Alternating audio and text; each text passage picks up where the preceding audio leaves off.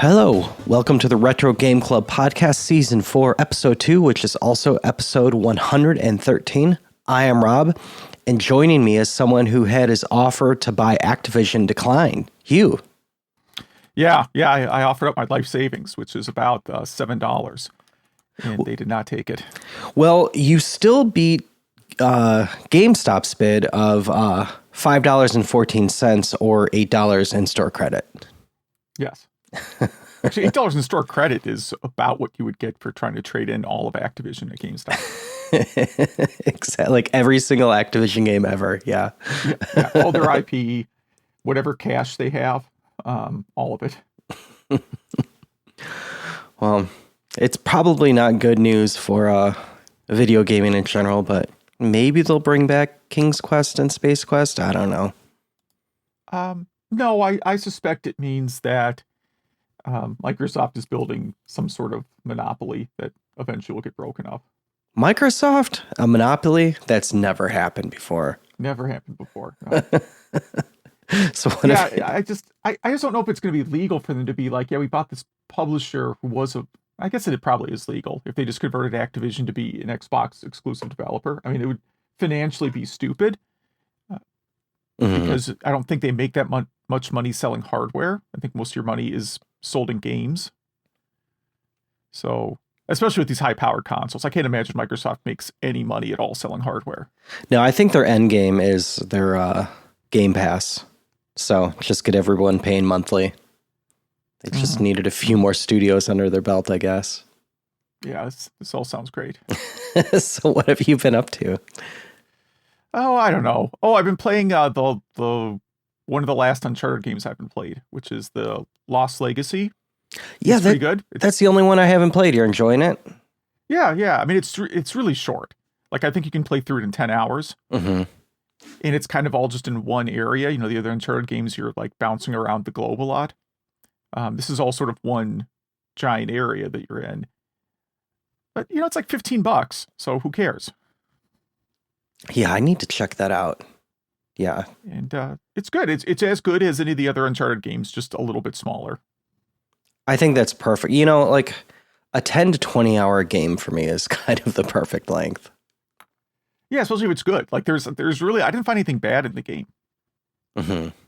There's one sort of, I won't call it open world part, but one part where you have a car and there's like a main map and you're supposed to go do these temples in a certain order. Mm-hmm. But then there's like 4 or 5 optional ones that each have small puzzles. And if you do those, then you get an item that helps you find treasure, I guess. It's an optional side quest that you can do. Okay. So that's kind of cool. Yeah. And let's see. I did an arcade-themed escape room with my family recently because my oldest kid was going back to college, and we decided to do some family type of event before she went back. Mm-hmm. And there's a couple of escape room places in the area.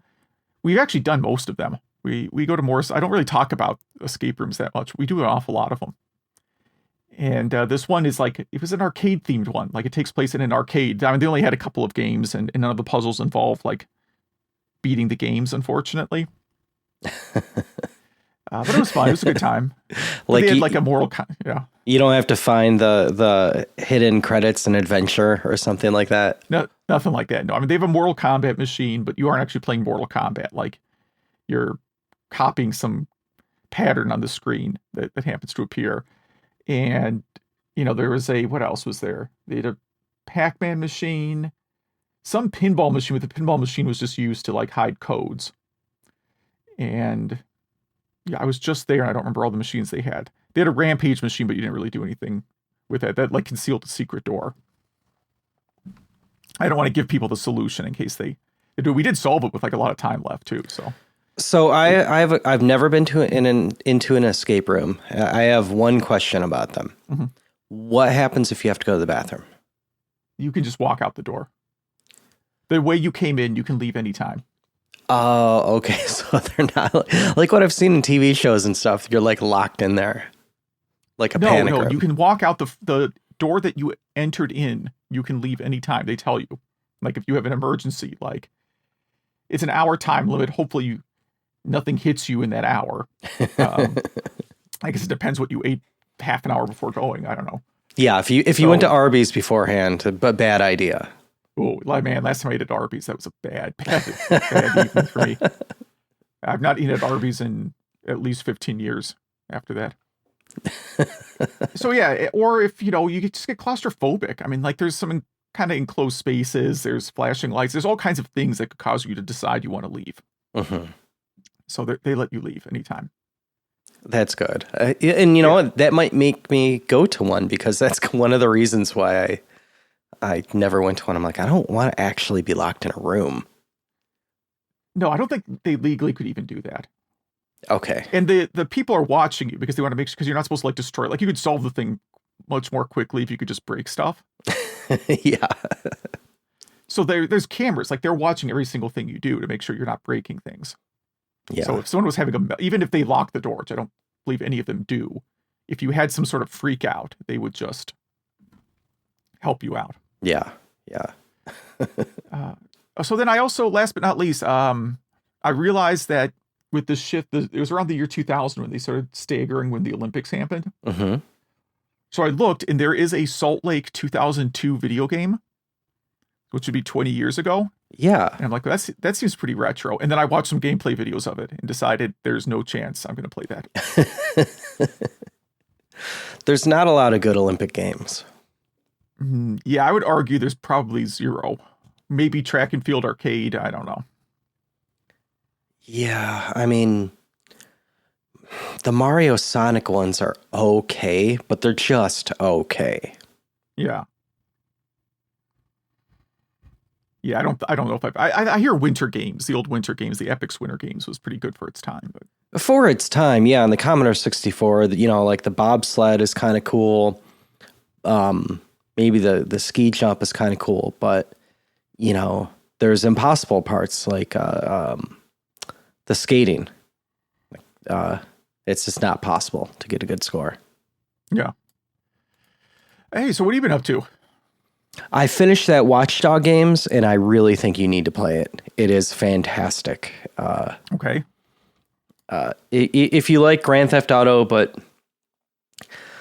I want to say it's definitely less violent, but there's still a lot of you can make it pretty violent, but if you start killing, you get pretty penalized when you kill a civilian or an officer. But you kind of the whole premise is kind of you're hacking and here's another reason why you have to play it. It all takes place in Chicago. So I want to see how well you think they got Chicago. Okay. And is there a place around Chicago called Pawnee that people go for little outdoor retreats? There's that's the name of the city that Parks and Rec takes place in. Yeah, but that's in Indiana. So I didn't know if they made up this little suburb in Illinois. Not even suburb, but it's supposed to be like out in the sticks. And also they had parts of outside of Chicago have, I don't want to say mountains, but it's pretty hilly. And I don't think I've ever seen a hill in all of northern Illinois. No. On a side note, I was staying a while ago when I was up in like northern Wisconsin. I did visit the highest geographical point in Wisconsin. Was it like 10 feet? It was about 10 feet. Yeah. I feel like I could have, like it was a hill, but I feel like I could have touched the top from the base. Yeah. So no, there are not any hills. I'm not sure. You think this is a town that's in the sticks? Yeah. So maybe they made that part up because a lot of crazy stuff goes on there. Maybe they didn't want to. They don't call out any suburbs. They just kind of try to get the downtown correctly. What I got a lot of pleasure in playing this game was, so you're hacking. There's a big company called CTOS in Chicago. They're kind of like AT&T meets Google. They kind of listen to everything. They're your cell service, yada, yada, yada. Well, you hack the cell towers in order to gain hackability features in each part of Chicago.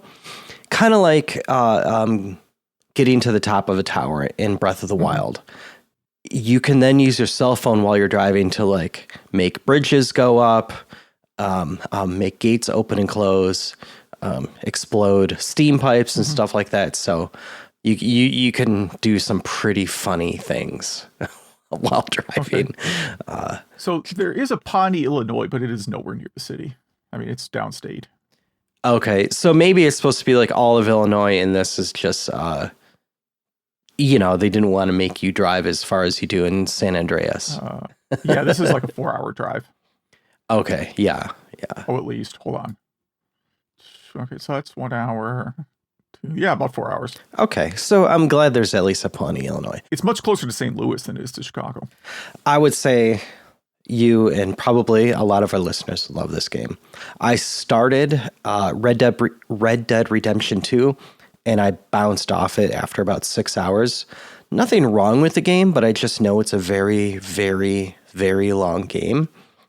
And I just don't have time with it, and I kind of feel like I got the gist of it. So there you go. I'm kind of done with that one. And so I started Bayonetta. I know Bayonetta 3 is going to come out this year. The first one came out in 2010. I have it on Switch. I got it with a free code when I bought Bayonetta 2 on Switch, which I haven't played yet. And it's kind of fun. It's kind of grindy, but you have to... I'll talk about it after I beat it, if I beat it. But yeah, that's really what I've been up to. I guess we got some news. Yeah. A little bit less than usual, which I'm not going to complain about. Oh, wait, no, someone added stuff. I added 2 to the bottom, but they're quick things. Okay. So one of these is a cool project where someone using a MiSTER and a Raspberry Pi created it's a MiSTER that has a bunch of ROMs on it. And then he has like built a game store and looking place in his basement or dining room or whatever room of his house he converted.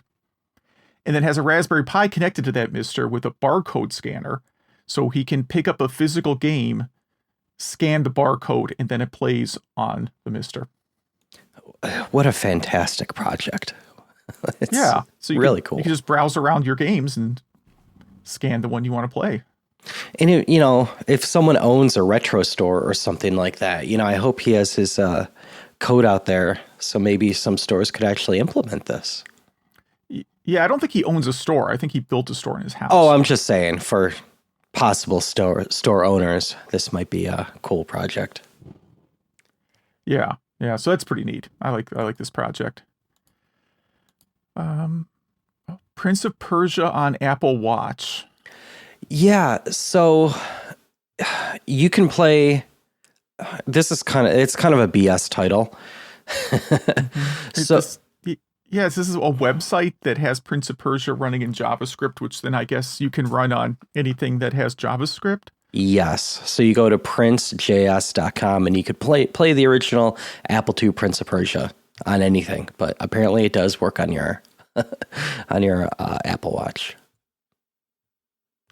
But that was the real part of the story for me is princejs.com exists. I did not know that. Yeah. That should have just been the title. Let's see. Nerd Noise Radio sent us a link to watching movies on the original Nintendo Game Boy. Yes. So I don't know if you got through this article, but in short, this is almost a follow-up article of something we had, I think, many months ago about a Wi-Fi cartridge someone built for the Game Boy. This extended that so you can stream movies from your computer, like Netflix or whatever, to this cartridge through Wi-Fi at 20 frames a second, which seems a lot for a Game Boy. It does seem like a lot for the Game Boy. But yeah, this is not a project I will ever do. I do like this though, because they do rip on The Last Jedi, which I will do any chance I get. They said it's still better than watching The Last Jedi in the theaters. Well, yeah. I still regret not just leaving that movie. Yes. I do feel like my life would have been better if I just after the first 5 minutes said, "Yep, I'm good. Yes, I agree. I did that, by the way. So the other night, my wife and I was taking a break from work, and we decided to finally watch the new Bill and Ted movie. Mm-hmm. And I'm like, you know what? Let's just skip to the ending. About halfway through, like, let's just fast forward to the ending. Okay, I feel like I've got what I need from this now. That movie was not good. I know, did you love that movie? So I did like it. I definitely thought it was better than Bogus Journey. But you have to remember, when it came out, there were no other movies out. So I was judging it I had seen nothing new in many, many months. So You didn't find the pacing of it to be absolutely terrible? the first 10 or 15 minutes are rough, and then I thought it got pretty good. I was laughing at some points, and I know I chuckle a lot during this podcast, but it's kind of hard for a movie or TV show to make me laugh, and that one got me to laugh a few times. Mm-hmm. Yeah, I just decided we just skipped to the last 5 minutes, and that seems like a good way to watch it. There is nothing wrong with that. Yeah. All right. Building a Mega Drive hardware dev kit. This is a really hardcore project. So this is I don't know if there's a simpler way to do this. Probably not, but I mean, this is pretty advanced. I mean, this is like, I'm going to build a circuit board. I got chips, all that stuff. All this stuff I don't understand. And figuring out how to... So apparently the point of this is to be able to code Genesis games on your Atari ST and just compile pretty much directly to this thing, right? Yeah. Yeah. Wow. Yeah. I mean, you pretty much have to build a Genesis, right? That's essentially what he's doing. Yeah. Well, with all the various interfaces. Yeah. And then he's got some... Yeah, there's just a lot going on in this article. I don't understand 90% of it. Yeah, this is a very, very smart individual. And I hope one of our listeners builds one of these. And let's see. And RetroArch wants to add support for Nintendo 64 cartridges. Yeah, they're actually building their own cart reader that they want to sell for much cheaper than all the ones that you would buy off Alibaba. And then you can use RetroArch to play, the real carts. I like that they're doing that. What else? Oh, this article. Didn't we debate not putting this one? I forget. No, the one I don't want to put on was the scientist trains rats to play Doom. Yes. Because I'm trying to focus more on like things you can actually do, and I figured that it's not really feasible for people to train rats to play Doom. And I think I didn't add this one to the notes, so maybe Zach added it. No offense to Zach. You added it. I probably added it. A lot of times I'll add stuff and then delete it later. Oh, well, this is someone who figured out how to hook up a rotary phone to their computer or whatever, and then use it as a controller for Doom. Yeah, you're not actually playing it on the phone. You're controlling. This is a bad headline. This is someone created a rotary phone to joystick interface. That's the headline. So 1 is shoot, 2 is left, 3 right, 4 forward, 5 back, and 6 is the action button. Yeah. Okay. I mean, I love that people create stuff, but that's not a project I will do. This is one of the ones I think I just added. Okay. This is in the takedown letter pending section of the news. So someone is doing a fan version of Star Fox, but on the Sega Genesis.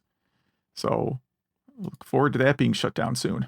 Not by Sega, by Nintendo. Yeah. I guess I never really thought about Sega having the virtual processor, which is almost the exact same specs. Almost the same specs as the Super FX chip.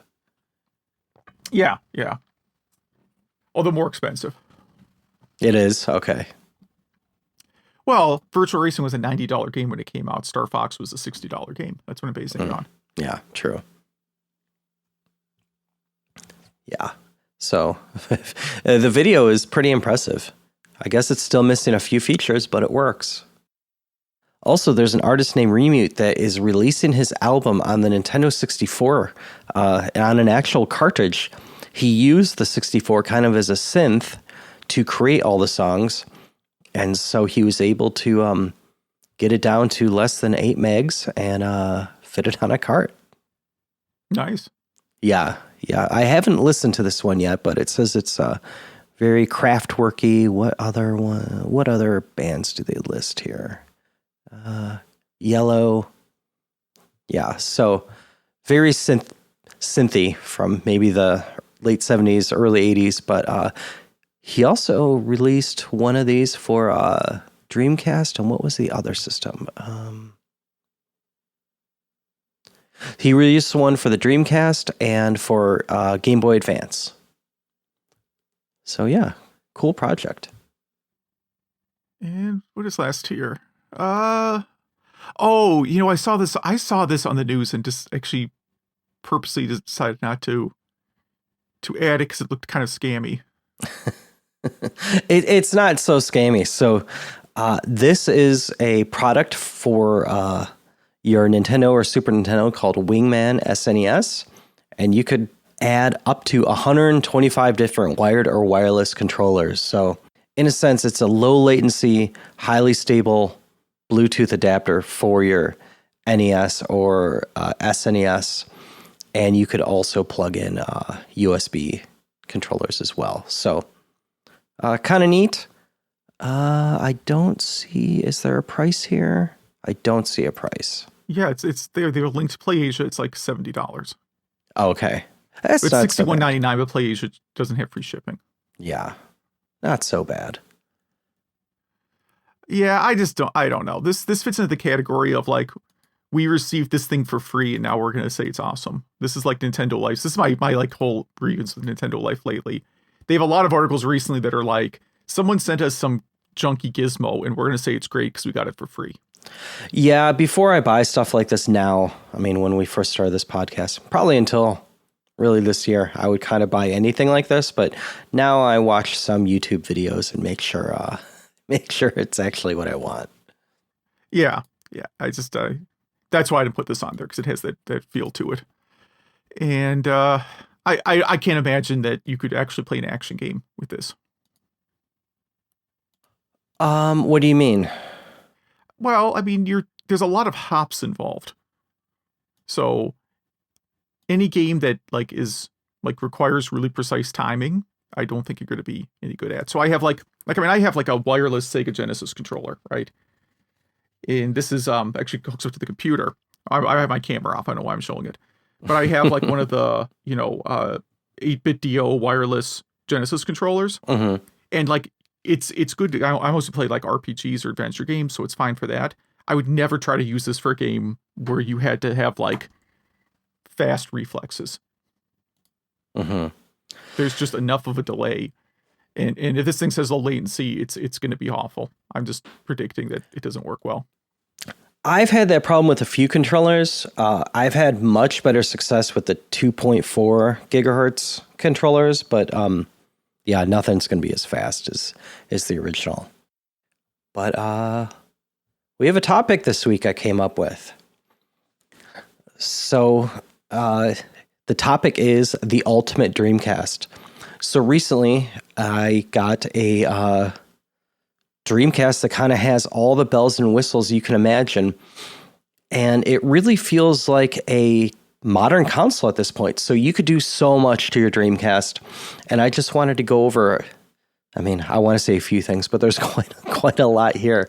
So let's just jump into it. So the first way you can modify your Dreamcast is with a new shell. So there's a few companies that sell kind of see-through transparent shells, or ones that look exactly like the original, just so you don't have like a yellow shell around it. But you could also get the Dreamcase, which doesn't look like the Dreamcast at all, other than it has the logo at the top, and it's meant to house a Dreamcast that kind of has all the mods you can imagine, and it really modernizes it. I don't think there's really any wrong answer for this one. If you're already modding a Dreamcast, it doesn't need to look original at that point. At least I don't think so. One, I think, important thing that you could do to your Dreamcast, or have someone do for you probably, is recap the motherboard and the power supply unit. So those caps, will eventually get leaky, and your Dreamcast might start flaking out. It's actually it gets kind of hot in there, so it could cause some damage after a while. And also, they probably didn't use the most expensive caps. So, there's places that do for you, but you could seriously buy the Dreamcast power supply cap kit for $6.50. And other caps for let's see, the whole surface mount kit is $9. And your Dreamcast will pretty much live forever after that if you did a good job recapping it. Let's see here. What else? You can definitely replace the power supply unit. That is something that could definitely go, or just start to go. So your Dreamcast might be just a little bit flaky. And so there's kind of two ways you could go with it. You could go with the Redream, which can fit inside, and it's just a very tiny 12-volt power supply with, it's a real modern design. Or you could go with the Dreamcast Pico PSU, which is how I went, and it pretty much opens up your Dreamcast to an external ATX power supply. And I went that way because why not get the power supply to be external? That way you could pretty much use any AC adapter with it that meets the right specs. And if it ever breaks, you really don't need to open it up again, because it's probably not going to be the parts inside that break at that point. Definitely replace the battery. And there's mods that can make it much easier to replace the battery in the future. There is a quiet fan upgrade. So many of you know the fan in your Dreamcast is can be a bit distracting. There's a company that makes quiet fans. I actually use them on my MiSTER as well. That are little speedy fans that don't make any noise. So it really helps kind of get the heat outside of that shell. One of the most important upgrades you could do to your Dreamcast is the Dreamcast HDMI, the DC digital kit. So this thing is incredible. I have it in mine. It is impossible to solder. I had someone do it for me because it's like micro soldering, if you ask me at that point. And it just adds an HDMI output to your Dreamcast, but it does more than that. It supports scan lines. It supports upscaling to 1080p. It has built-in Wi-Fi, so you can actually upgrade its firmware, not by having to plug it into anything, which I thought was quite a quality of life thing. And it also has quick keys, so you can adjust settings on the fly. Very, very forward-thinking device. Some of the most popular upgrades are the GDEMU, which is I really want to say the pioneer of SD cards in retro consoles. And GDEMU, I think the guy is in Australia, I want to say, who builds these, and he just has a WordPress site. And it's almost impossible to get these the way he sells them. And I'm not dogging on him. He does it the way he wants to and the way that it's simplest for him. I got really lucky to get mine. And there are some cheap Alibaba knockoffs that are literally ripoffs from his design. So if you're buying one on eBay, buyer beware. But the way I would go with this is to get the Terra Onion mode, which I recently put in my Dreamcast. I like it a bit better. You can use an SD card, a USB stick, or a SATA drive, and I opted for the SATA drive. You can use two of those examples that I listed. So if you use the SATA, you can't use the USB, but you can use an SD card. But if you use the USB, you can't use a SATA, but you could still use the SD card. And so you could have two different places at once where you have your games. I don't know why you would do that. Maybe one has just a certain I don't know if you're a speedrunner and you just want to put, the games you like the best on one of them. I don't know. But I thought that was pretty cool. And it also just has a lot of quality of life things in there. You can 3D print a tray for your SD card for the Terra Onion mode as well, so you don't have to kind of reach into the console where the GD drive used to be, and that just kind of makes it look slick. And then really the controllers are the last thing that you could do to it. So there's the DC Striker, the controller made by Hugh's least favorite controller company. The one that made that N64 brawler that you got? Yeah, the one who sent me 2 different defective controllers. Yes. They were defective in different ways. Yeah, so... To their credit, they fixed one design problem and introduced another one. Well, the DC Striker, I think they finally got right. I used to have a brawler too, and I wasn't a big fan of it. And I think I still have that somewhere, actually. Anyway, the DC Striker, which is their Dreamcast controller... I've been using a lot, and I have had 0 issues with it. And it doesn't change as much as the Brawler did. It's more, it has a feel of the classic controller, just a little bit modernized. And then there's another one. I haven't had much luck with this, but I think it's a whole bunch of my problem. It's a controller called the Dreamcon Plus. And so it's a gentleman, I think in Europe someplace, that takes the innards out of a real Dreamcast controller and makes it wireless and gives you a wireless adapter. I didn't notice any lag with it.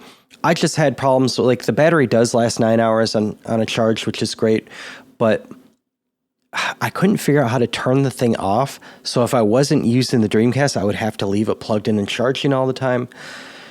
Yeah, there's just some small things that I wasn't into with that, but I think it is actually a great device, especially if you want to use a real controller.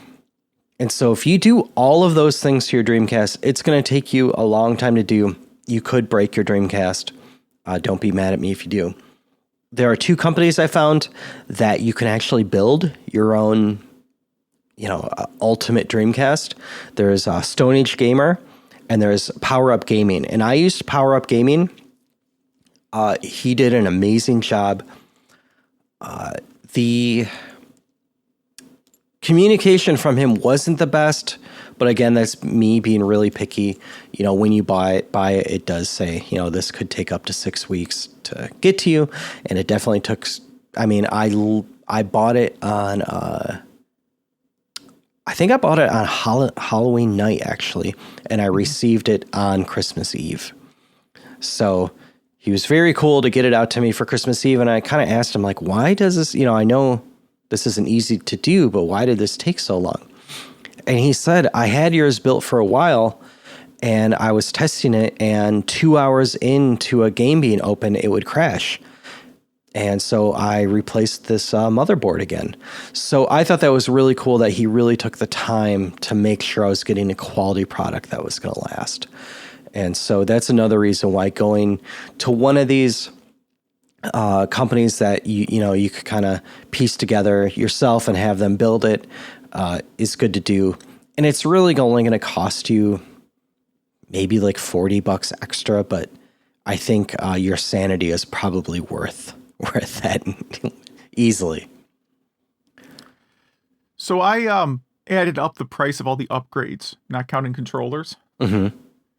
What do you think all the upgrades you mentioned go for? Oh, I have no idea. We're supposed to take a guess. A guess. $700. That's a little high. $518.45. I got. Okay. So having them do it, I probably paid around $680, $700. So, yeah, it's more than $40, I guess, to have them do it. But I would break my Dreamcast if I didn't have someone do this for me.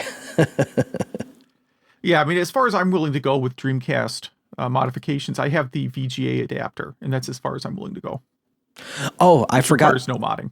I forgot to mention that in the price I mentioned, I also got a Dreamcast with it. I did not supply my Dreamcast, so okay. So that's probably $50 right there, probably. Yeah. Oh, actually, it's probably, I mean, those are probably more now on eBay. Dreamcast is going like crazy. Oh, really? Okay. I So, have two Dreamcasts, and I spent less than $200 for both of them, I'm sure. oh yeah, I mean, like I've said on this show before, I think I got mine for 30 something, like right when no one wanted them anymore. That's the way to do it. Dreamcast isn't that absurd, really. I mean, you can get a working one for 70. Looks like 70 is about the right price for them right now, 70 to 75. Yeah, that's not so bad at all. I mean, this was the system that I, for the first time, felt like I had an arcade in my house. Like they finally did it. And this makes it even better. You know, it upscales and stuff like that. I mean, it upscales, you know, the 240 image to, 1080. It's not doing what emulators could do, but it just looks fantastic. It runs fast. A lot of the games feel so modern, especially the shooters. So, yeah. All right, so just punching in the word Dreamcast and then doing a sort price plus shipping highest to lowest. I have the most expensive thing that shows up for the term Dreamcast. I want to guess it's a rare version of a Dreamcast, and it's $1,200. You are extremely close. It is the Dreamcast Code Veronica Limited Console Edition Stars version, mint condition, and they are asking $18,000. 18,000. I mean, there is probably only a few of those made, right? I don't know anything about this particular. It has a sticker on the back. This is number 172 of 200. Okay. So only 200 of them made. Wow. Yeah. 172. This is 172 of 200. Now, someone could probably mimic that case it's in. And right, but I don't think having the aesthetic of the case is why you're willing to spend five figures on this. What else does it come with? Well, because it has this like box and some sealed games and this special controller. I guess these must have just been given out to, I don't know how there's 200. I don't know this history of this one at all. Yeah, there were a lot of weird Dreamcasts. I forget there's like an orange one that's worth a ton of money. I forget what that one was. But yeah, it could get pretty pricey. Someone is selling a development kit with GD burner for $6,500. Okay. Someone, let's see. Let's do the other side. Let's do lowest first. Hold on. I know I'm falling into a rabbit hole here.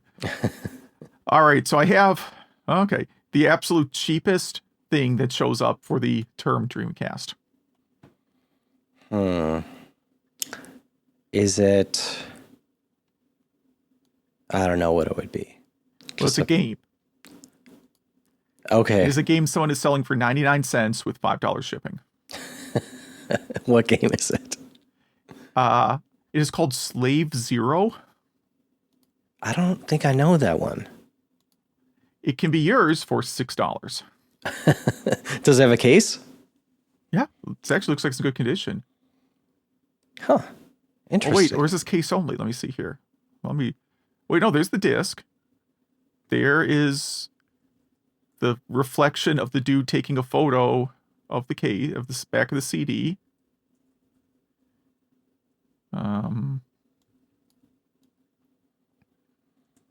Doesn't say anything special about it. Huh. The reviews on this game are bad.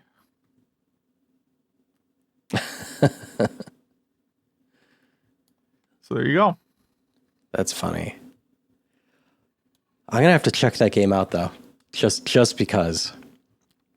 The next cheapest game is Roadsters. Never heard of that one. Followed by Speed Devils.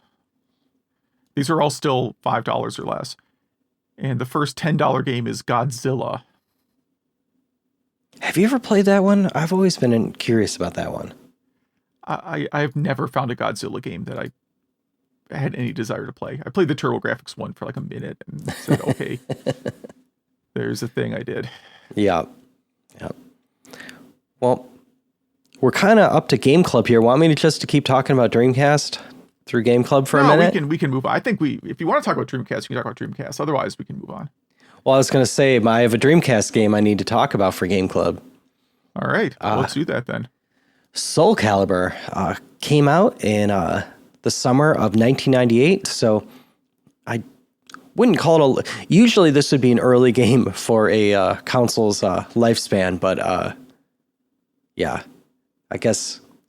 Well, with Dreamcast, every game is an early game and a late game. Exactly, yeah. So this was developed by Project Soul and produced by Namco, and it was released, in North America in 99. But anyway, the arcade version of this was really just a upgraded PlayStation. So this is one of those instances where the home port is better than the arcade in many ways. And so this is the sequel to Soul Edge, which I think I had on PlayStation, and it's a 3D fighting game, kind of like Tekken, except you have swords and axes and stuff like that. The purpose of this game is to try to get the Soul Edge, which is this mystical blade or whatever, and that's about it. And so you could beat this game pretty quickly and unlock more characters. And I think the idea is to beat it as every character, because then you can unlock certain other things, like different outfits, like I said, different characters, and a liquid metal mode that you could play that I've never even seen. Another reason why this is better than the arcade is because it has these different modes. So it adds a team battle, it adds a survival mode and a training mode, and a mission mode, I want to say. I haven't really played these. I've only done the arcade mode, and I think it's pretty fun. I'm a little bit better than a button masher on this. I beat it with, I think, 3 or 4 characters. So, your characters not only look different, but they're, you may have like 2 small swords or 1 giant axe, or you might have Soul Edge, just, giant long sword. Yeah, there's, I think, 7 of them now. I bought Soulcalibur 7 when it came out a few years ago, and it was a good game, but I don't even remember if you can choose a character. I think it was specifically you designed a character, and that's really wasn't what I didn't want that at the time. I did see a funny video about it. I know this isn't retro because I'm talking about Soulcalibur 7 now, but if you design your character in a certain way, you can literally make it just one giant box, and it just looks funny, this box spinning around. But I adore this game. I think it just looks beautiful. The sound is great. It's really fun to play. It's fun to play against friends as well. If I get time, I'm going to try these different modes. And it is one of the first Dreamcast games I got. Hey, have you played this one much? No, I don't own any version of the Dreamcast game. What I do have is the second game on GameCube, which for some reason I have 2 copies of it. Nice. Well, I have a boxed one that I got for like $2. That's not a joke. And then a couple years ago, I bought like a CD wallet of GameCube games for also like $2, and it happened to be in there too. That's great. Soulcalibur 2 is a fantastic game. Yeah, it's all right. I like that you can play as Link, and I suspect he's overpowered because the game seemed pretty easy when you play as Link. Like, Nintendo said you can use him, but he can't ever lose, I guess. Yeah. And it really, even though it's a 3D fighting game, it doesn't really feel like a 3D fighter to me. It feels more like just a 2D fighter where the camera kind of rotates around a little bit. And at least when I played, it seemed like all the opponents, if you figured out what attack you could spam, you could beat most of the opponents pretty easily. Mm-hmm. Like in the last boss, I would just do like literally just kick him in the face repeatedly, and that was it. Yeah. Like that was the only move that I needed to know was kick to face. Any other move he would block, but that one he didn't, and you could just reuse it. Now, of course, Mortal Kombat 2, like if you play as Jax, you can beat the last boss. Like you don't have such a joystick. You just have to. You just have to be able to hit the high kick button at the right time. Nice. Yeah. So there's plenty of games that have some kind of vulnerability where you can spam one move. But yeah, it was all right. I don't know if I would get into it too heavily, but it was kind of fun for a little while. This is one of those games I think is more fun playing against a person because the computer AI isn't the best, but it is beautiful. Let's move on to yours. Yeah, I said any Madden game because I don't want to talk about every Madden game. So I actually fired up the 3DO version of Madden just because I have it. And it's kind of a neat version to play. Back when I worked in a game store in the 90s, we had a 3DO demo unit.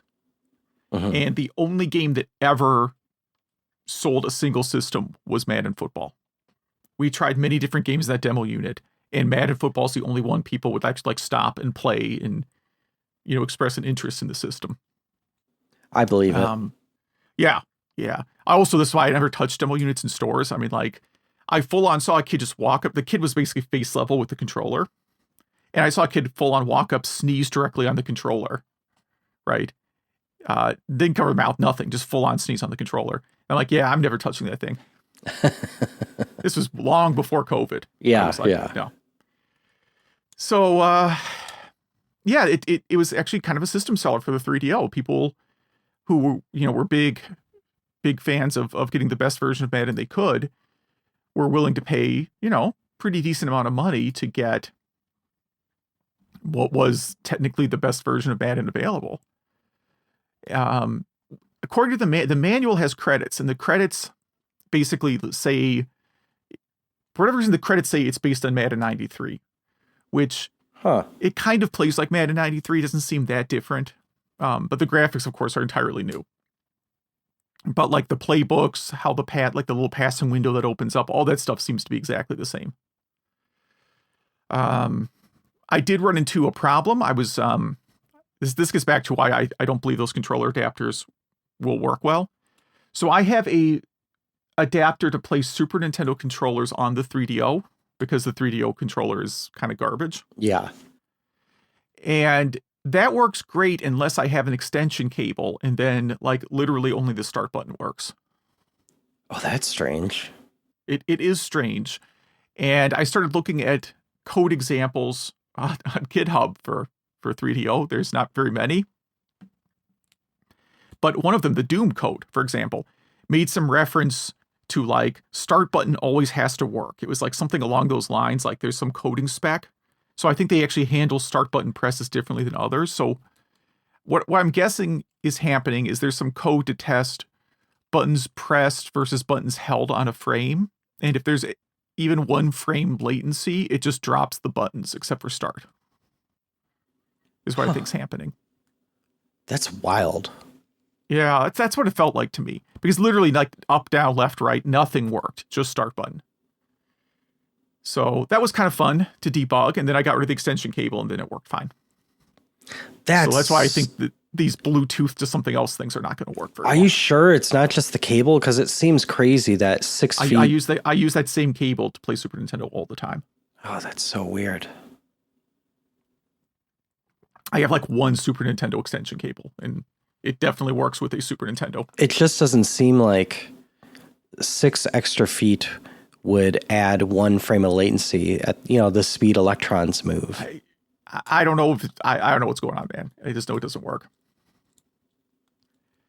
So that has nothing to do with Madden, but yeah, it was a pretty good game. It's got all the like classic teams. It has a lot of like overpowered classic teams. So you can have like some Steelers team that won a championship in the 70s against whoever was a bad team in 1993. Probably the Bears. I think they were bad most of the time. Of the 90s. Did the Bears make the playoffs at all in the 90s? That is a good question.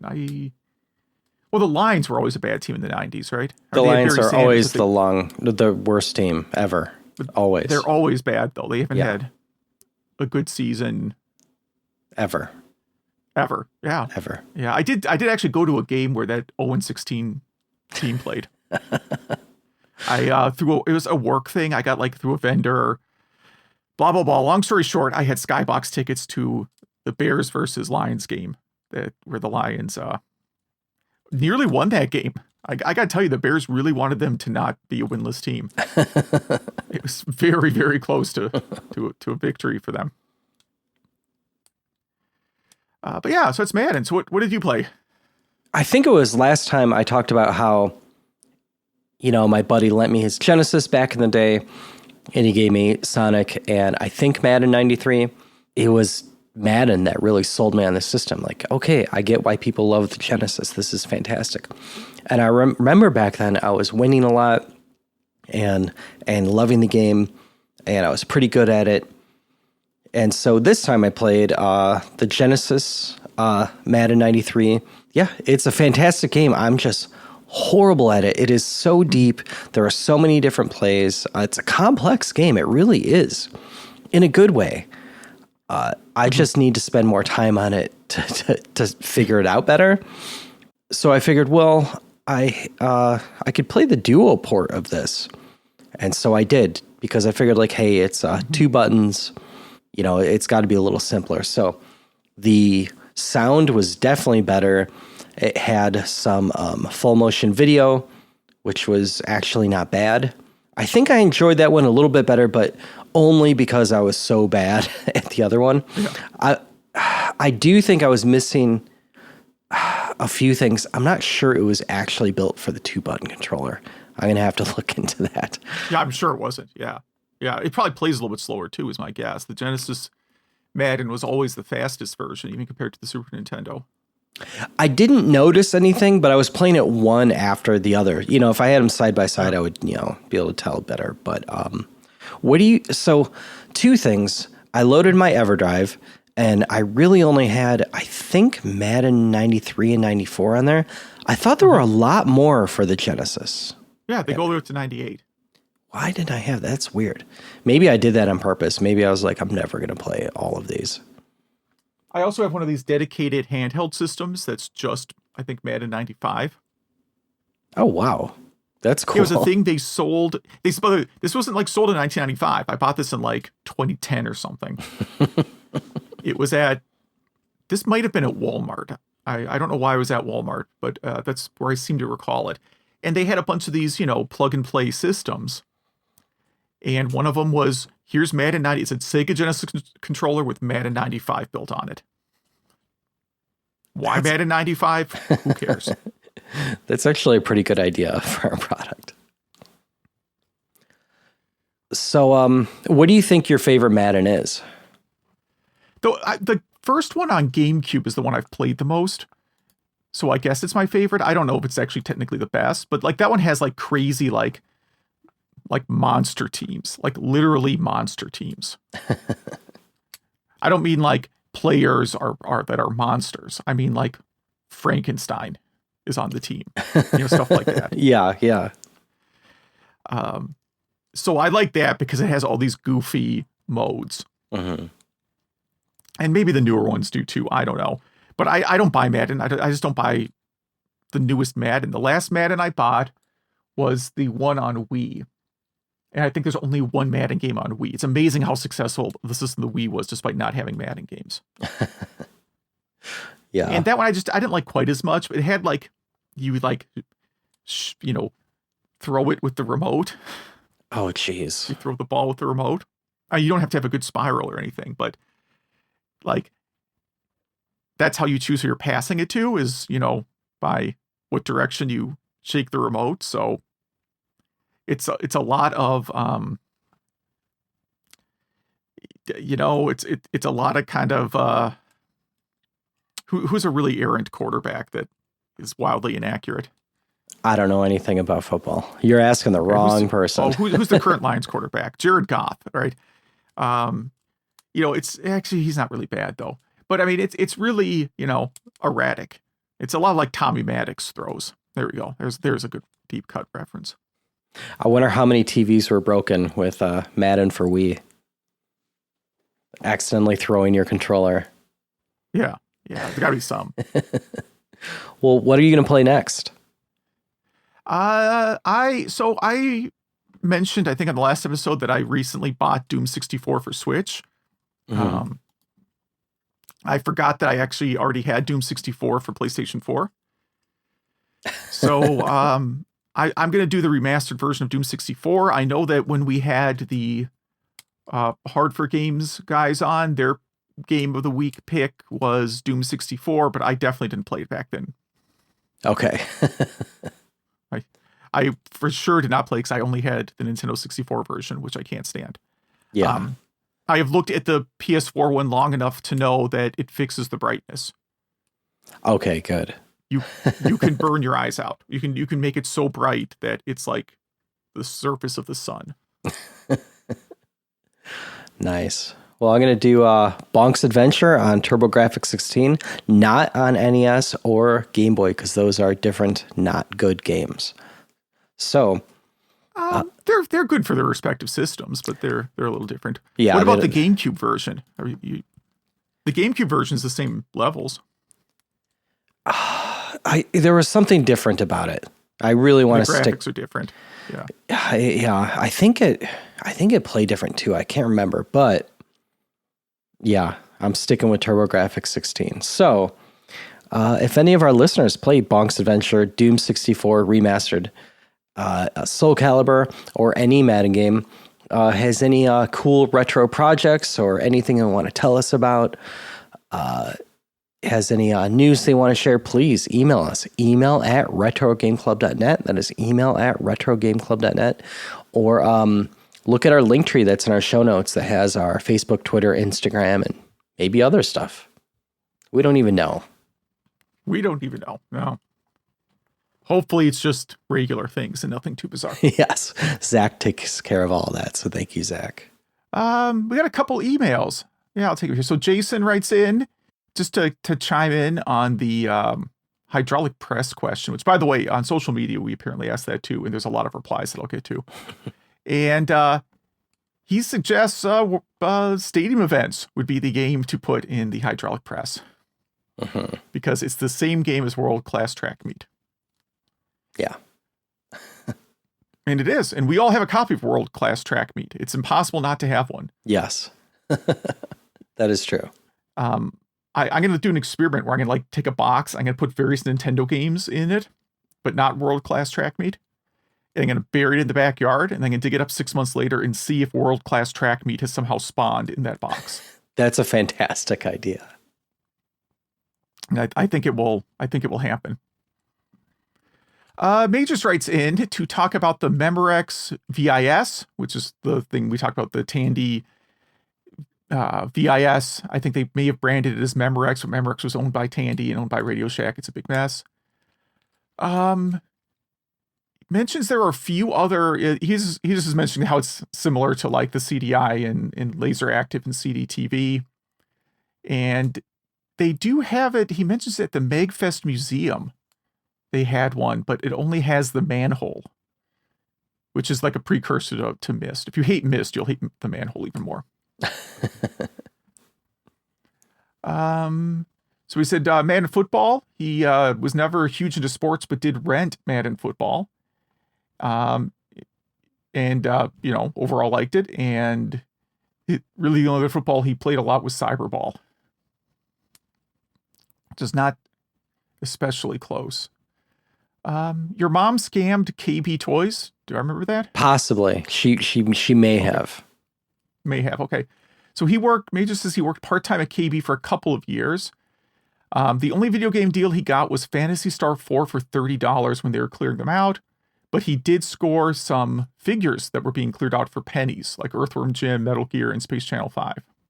Oh, that's cool. Nice. The Taito Egret 2.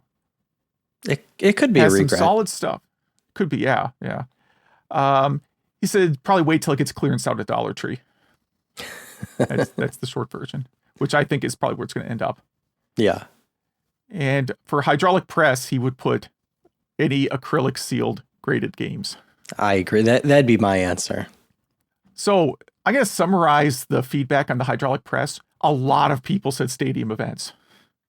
Yes. I'm not going to read them individually, but there's like half of the replies are stadium events. The folks over at Gamers Week Podcasts, who I understand have plugged our show, chimed in to say the graded Super Mario Brothers that sold for $1 bajillion. Yes. I would do, anything water graded, you got a hydraulic press. Hydraulic press. Someone else suggests Panzer Dragoon Saga. Yeah, I'd like to see that one get crushed. The Mario 64 that sold for $1.5 million. All the greedy weasels at WADA. I don't think that's legal. All the WADA games. Clay Fighter Sculptor's Cut. That is a bad game. That's a good one. Conker's Bad Fur Day. I guess they just don't like that. Someone suggests every copy of Dr. Jekyll and Mr. Hyde. Action 52, Cheetah Men 2, and another person wants to buy all the Call of Duty games just to crush them. I don't think I know Cheetah Men 2. I'll just search for it was this weird. I met the Cheetah Men 2 guys at Midwest Gaming Classic. It was like some unfinished game that then they finished and did some limited. I don't remember the whole. Maybe they did a Kickstarter or something to sell physical copies. It's bad. Okay. It's really, really bad.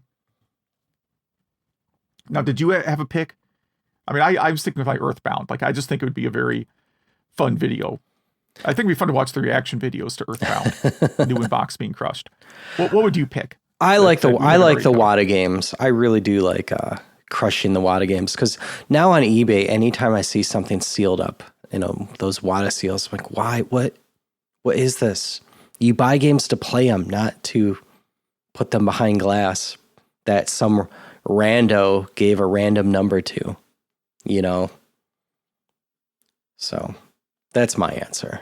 But hopefully we'll get some new social media questions up there soon. And we hope to hear from more listeners emailing us. We love those emails.